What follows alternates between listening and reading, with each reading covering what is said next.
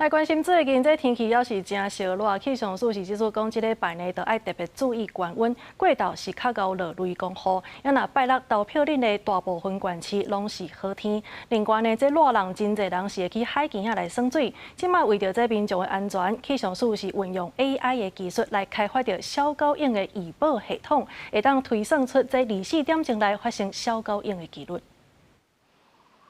最近日头真炎，气象署指出，即礼拜爱特别注意高温，过昼了后，较会落雷公雨。对22开始，雨水会豆豆减少，到23投票日，全台湾拢是好天。不过台东恒春会落小可仔雨。台东跟恒春，然后渐渐的可能到花莲地区的话，可能都会是有些断断续续一些雨势出现。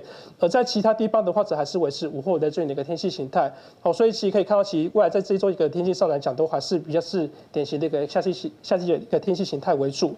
台湾四面拢是海，真侪民众会去海边耍水，为着民众的安全，气象署嘛甲新光大厦合作，推出海华异常波浪预报系统，运用光学摄影机和 AI 技术来推算24点钟内会发生小高温的几率，通好提醒民众。那这一块的工作当然不是就气象组独立可以完成的，事实上背后技术的研发有成功大学董老师带领的团队。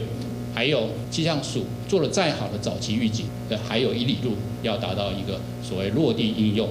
一些统计的资讯，他们提供给我们的。那过去25年呢，平均每年大约17件的疯狗浪的事件。那另外大概将近30人落海，所以其实对我们民众在这个海岸边的油气安全是造成非常大的威胁。气象署表示，目前这套系统已经先用伫北海岸、东北角风景区等等，打算年底会伫全台湾扩大使用。希望透过这系统会当顾到民众安全。记者陈心东、曾俊佑台北报道。